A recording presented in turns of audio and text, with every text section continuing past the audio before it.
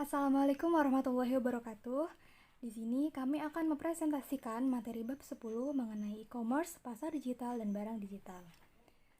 Sebelumnya, perkenalkan kami dari kelompok 4, saya Lisa Rizky Nur Amalia NIM 1016. Beserta rekan-rekan saya ada Arina Aula Harvina NIM 1019, Dias Luki Firmansyah NIM 1036, Asri Dwi Wulandari dengan NIM 1118. Baik, yang pertama, di sini ada e-commerce dan internet. Nah, sebelum kita mengetahui bagaimana sih perkembangan internet dan e-commerce hingga pada saat ini, baiknya kita mengetahui dulu nih definisi dari e-commerce itu sendiri. Jadi, e-commerce adalah penyediaan transaksi komersial secara digital baik antar dan antara organisasi dan individual.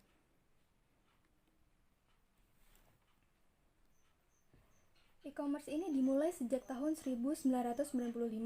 E-commerce tumbuh pada tingkatan 2 digit sampai pada resesi tahun 2008 dan 2009 saat pertumbuhan menurun dengan sangat lamban. Pada kenyataannya, pada saat masa resesi, e-commerce merupakan satu-satunya segmen bisnis retail yang stabil. Pada tahun 2006, pendapatan e-commerce kembali pada tingkat pertumbuhan yang kuat dan berlanjut menjadi industri penjualan retail dengan bentuk pertumbuhan yang paling cepat di Amerika Serikat, Eropa, dan Asia. Revolusi e-commerce masih terbentang luas. Individu dan bisnis akan semakin meningkat dengan menggunakan internet untuk melakukan bisnis karena lebih banyak produk dan jasa hadir secara online dan rumah tangga berganti menggunakan telekomunikasi broadband. Artinya, lebih banyak industri akan ditransformasikan oleh e-commerce, termasuk reservasi travel, musik dan hiburan, berita, perangkat lunak atau aplikasi, pendidikan, dan keuangan. Mengapa e-commerce berbeda dengan yang lain? Nah, jawabannya terletak pada keunikan karakteristik dari internet dan web. Secara sederhana, teknologi internet dan e-commerce jauh lebih kaya dan lebih kuat dibandingkan dengan revolusi teknologi sebelumnya, seperti radio, televisi, dan telepon. Nah, di sini kita akan mengupas satu-satu apa saja yang membuat e-commerce ini berbeda dengan yang lain. Yang pertama, e-commerce ada di mana-mana. Di dalam bisnis tradisional, pasar adalah sebuah tempat yang tampak secara fisik seperti toko retail yang Anda kunjungi untuk melakukan transaksi bisnis. Nah, sedangkan e-commerce ini berada di mana-mana pada setiap waktu. Hal ini memungkinkan Anda untuk berbelanja dari desktop Anda, di rumah, di kantor, atau bahkan mungkin saat Anda di dalam mobil sekalipun dengan menggunakan smartphone. Yang kedua, jangkauan global. Teknologi e-commerce memungkinkan transaksi komersial lintas budaya dan bangsa untuk mempermudah dan mengurangi biaya yang harus dikeluarkan daripada bisnis dengan konsep tradisional. Selanjutnya ada standar universal, yaitu satu fitur yang sangat menarik dan dari teknologi e-commerce ini adalah standar teknis dari internet. Dan oleh karena itu, standar ini untuk menjalankan e-commerce adalah standar yang universal atau sama di belahan dunia manapun. Artinya, kita dapat berbagi kepada seluruh bangsa yang ada di dunia dan memungkinkan komputer terkoneksi ke sebuah tautan dengan komputer manapun tanpa menghiraukan fondasi teknologi yang digunakan oleh masing-masing komputer tersebut. Selanjutnya ada kaya informasi atau kaya manfaat. Kaya manfaat, informasi mengacu pada kompleksitas dan isi pesan. Semakin besar audiens yang dapat dijangkau, pesan yang dihasilkan semakin tidak kaya manfaat. Web membuat kita dapat menghasilkan pesan yang kaya manfaat dengan teks, audio, dan video secara serempak kepada sejumlah besar orang. Nah, selanjutnya, personalisasi dan kustomisasi. Personalisasi adalah penjual dapat menargetkan pesan pemasarannya kepada individu yang spesifik dengan cara menyesuaikan pesan dengan kebiasaan seseorang dalam melakukan dik, nama, minat, dan pembelian terdahulu. Sedangkan teknologi tersebut juga memungkinkan untuk kustomisasi, yaitu mengganti produk atau jasa yang sudah dikirim berdasarkan preferensi atau perilaku pengguna. Dan yang terakhir, teknologi sosial. Nah, berbeda dengan teknologi sebelumnya, internet dan teknologi e-commerce ini telah berkembang menjadi sangat sosial dengan memungkinkan pengguna untuk menciptakan sesuatu sekaligus berbagi dengan teman-teman mereka. dengan berbentuk teks, video, musik, atau foto. Dengan menggunakan pola tersebut, pengguna bisa menciptakan jaringan sosial baru dan memperkuat jaringan sosialisasi yang telah dimiliki. Selanjutnya, konsep utama dalam e-commerce, pasar digital, dan barang digital dalam pasar global. Nah, konsep utamanya adalah internet ini mengurangi ketidaksamaan informasi atau ketimpangan informasi yang terjadi saat salah satu pihak dalam transaksi memiliki informasi penting yang lebih banyak untuk melakukan transaksi dibandingkan dengan pihak lainnya. Selanjutnya, saya akan menjelaskan tentang barang digital. Nah, pasar digital internet telah memperluas penjualan barang-barang digitalnya. Barang digital antara lain seperti musik, video, film, perangkat lunak, dan lain-lain. Ini semua barang yang bisa dikirim melalui jaringan digital. Kemudian, ada e-commerce, bisnis, dan teknologi. E-commerce yaitu kombinasi yang mengagumkan dari model bisnis dan teknologi informasi terbaru. Ada 3 kategori utama dari e-commerce, yaitu 1. Bisnis ke konsumen, yaitu pengeceran produk dan jasa ke konsumen individu. Yang kedua, bisnis ke bisnis, melibatkan penjualan barang dan jasa di antara bisnis-bisnis. 3. Konsumen ke konsumen, melibatkan konsumen yang menjual secara langsung kepada konsumen. Nah, untuk model bisnis e-commerce, dalam perubahan dari informasi ekonomi yang telah dijelaskan sebelumnya telah menciptakan sebuah kondisi untuk keseluruhan model bisnis baru yang muncul dan merusak model bisnis yang lama, yaitu ada portal. Portal itu adalah pintu gerbang untuk masuk ke dalam web yang seringkali didefinisikan sebagai situs di mana pengguna mengaturnya sebagai laman muka. Yang kedua ada e-tailer. E-tailer ini disebut dengan toko retail. Keunggulan utama dari e-tailer ini adalah memberikan kenyamanan belanja, biayanya rendah selama 24 jam per hari. Yang ketiga ada penyedia konten. Nah, penyedia konten ini ada 2, podcasting dan streaming. Untuk podcasting yaitu metode publikasi audio atau video melalui internet. Selain itu, lalu ada streaming, metode publikasi untuk data musik dan video yang berjalan secara berkelanjutan. Kemudian ada perantara transaksi, pencipta pasar, penyedia layanan ini penyedia jasa-jasa online, aplikasi web, berbagi foto dan situs online. Yang terakhir adalah penyedia komunitas. Selanjutnya ada model pendapatan e-commerce. Bagaimana perusahaan mendapatkan pendapatan melalui beberapa model yang biasa digunakan? Pertama ada model pendapatan iklan. Nah, situs web ini memiliki pengunjung paling banyak atau terspesialisasi dengan tinggi, memiliki pengunjung uang berbeda dan yang mempertahankan perhatian pengguna.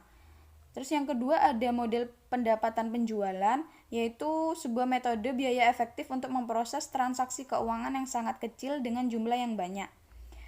Yang selanjutnya ada model pendapatan pelanggan. Situs web yang menawarkan konten atau tarif layanan pelanggan untuk mengakses beberapa atau semua penawaran yang sedang berlangsung, seperti Netflix.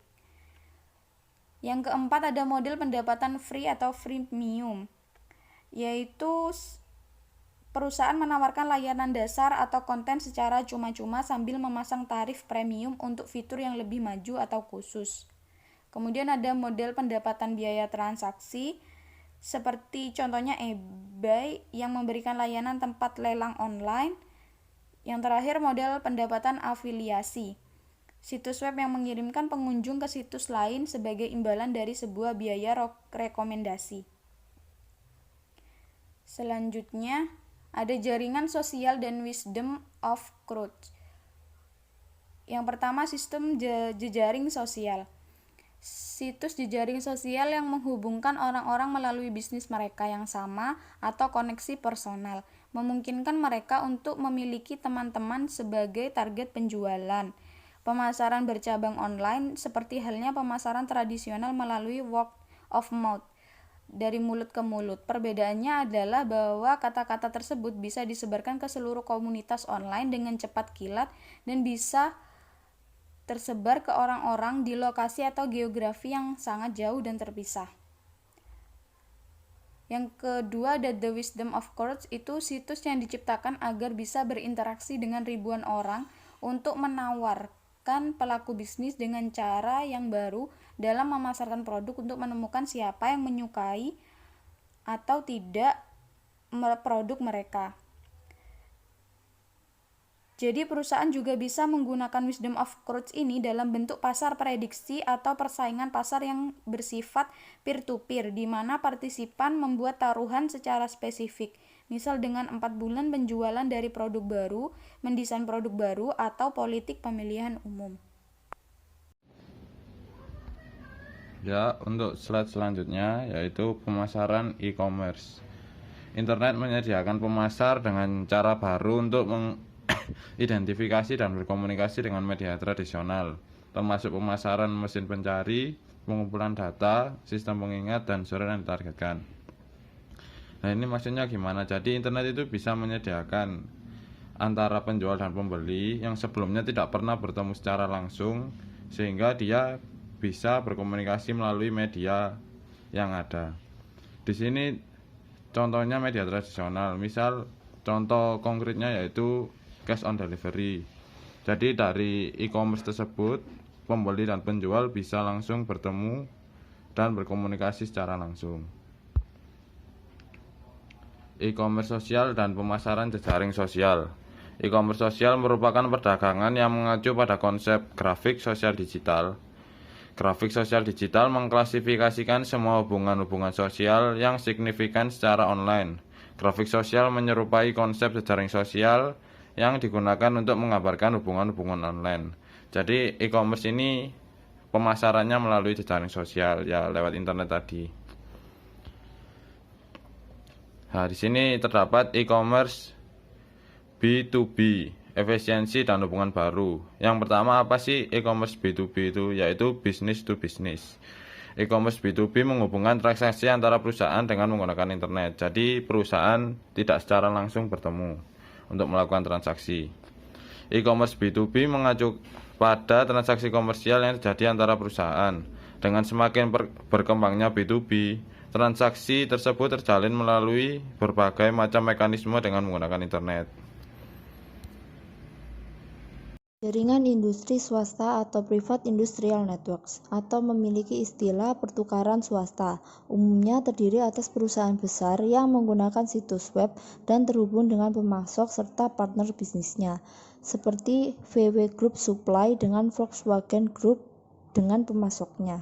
Net Marketplace atau e-hubs menyediakan pasar digital tunggal yang berbasis internet untuk berbagai kebutuhan pembeli dan penjual. Pasar ini dikelompokkan menjadi pasar barang langsung atau direct goods dan pasar tidak langsung atau indirect goods. Barang langsung atau direct goods adalah barang yang digunakan pada proses produksi seperti lembaran baja atau produksi badan mobil. Barang tidak langsung atau indirect goods adalah semua barang yang tidak terlibat langsung dalam proses produksi seperti perlengkapan kantor, produk untuk pemeliharaan dan reparasi. Exostar adalah contoh dari net marketplace yang berhubungan dengan kontrak pembelian jangka panjang, jaringan umum, dan platform komputasi untuk mengurangi inefisiensi rantai pasokan. Net Marketplace disponsori oleh industri pesawat dan pertahanan yang didirikan secara bersama-sama oleh BAE Systems, Boeing, Lockheed Martin, Raytheon, dan Rolls-Royce untuk menghubungkan perusahaan-perusahaan tersebut dengan pemasoknya dan memfasilitasi kerjasama. Exchange adalah pihak ketiga net marketplace yang menghubungkan ribuan pemasok dan pembeli di tempat. Sebagai contoh, Go2Paper yang memungkinkan pasar di tempat untuk kertas, papan, dan kraft di antara pembeli dan penjual pada industri kertas dari lebih 75 negara. Selanjutnya, platform digital mobile dan e-commerce mobile aplikasi dan layanan berbasis lokasi. Layanan berbasis lokasi meliputi layanan geososial, geoperiklanan, dan geoinformasi. Sebagian besar pengguna smartphone menggunakan layanan berbasis lokasi. Layanan geososial atau geosocial service dapat memberitahu informasi di mana rapat berada, seperti Foursquare, Goala, dan Loop. Layanan geoperiklanan atau Good Advertising Service dapat memberitahu letak restoran terdekat seperti Kill Stores yang mengirimkan penawaran spesial kepada pembeli yang berada pada jarak 100 yard dari toko mereka. Layanan geoinformasi atau Geoinformation Service dapat menunjukkan alamat yang dicari seperti browser pada smartphone yang dilengkapi dengan GPS. Serta ada layanan perdagangan mobile lainnya. Layanan perdagangan mobile lainnya dibagi menjadi dua. Yang pertama, pasar periklanan mobile berkembang dengan sangat cepat. Makin banyak perusahaan yang mencari cara untuk mengeksploitasi informasi database terbaru. Penyedia mobile terbesar yang menampilkan iklan seperti platform IAD milik Apple, AdMob milik Google, dan diikuti milenial media. Yahoo menampilkan iklan pada laman muka mobile untuk perusahaan Pepsi, Procter & Gamble, Hilton, Nissan, dan Intel. Shopkick merupakan aplikasi mobile para perusahaan retail seperti Best Buy dan Macy's untuk menawarkan kupon kepada pelanggan yang mengunjungi toko mereka. Sebesar 55% perusahaan retail online telah memiliki situs web e-commerce versi sederhana seperti Lilly Pulitzer dan Armani Exchange. Selanjutnya, terdapat permainan dan hiburan. Smartphone dan tablet yang berkembang telah menjadi platform hiburan yang praktis dibawa kemana-mana. iPhone dan perangkat Android juga menawarkan permainan digital, film, TV, musik, dan nada dering yang bahkan dapat diunduh dan di-streaming. Pengguna layar lebar dapat melakukan streaming video seperti Verizon Wireless, AT&T Wireless, dan Fox Sport. Membangun kehadiran e-commerce dibagi menjadi 3. Pertama, potongan teka-teki dari situs yang dibangun. Kedua, sasaran bisnis, kemampuan sistem, dan pentingnya informasi. Ketiga, membangun situs web secara mandiri versus alidaya. Potongan teka-teki dari situs yang dibangun meliputi hal-hal yang perlu diperhatikan pada saat akan membangun situs perusahaan. Pertama, perhatikan area utama perusahaan, meliputi pembentukan tim yang memiliki keterampilan untuk mengelola e-commerce. Tim harus mengambil keputusan dan membuat keputusan tentang teknologi, desain situs, dan kebijakan sosial, serta informasi yang akan diaplikasikan pada situs web. Situs harus dikelola dengan baik untuk menghindari permasalahan-permasalahan yang akan ditimbulkan. Kedua, menentukan perangkat keras, perangkat lunak, serta infrastruktur teknologi informasi dan komunikasi yang akan digunakan. Penentuan perangkat keras, perangkat lunak, dan infrastruktur didasarkan pada kebutuhan dan permintaan pelanggan.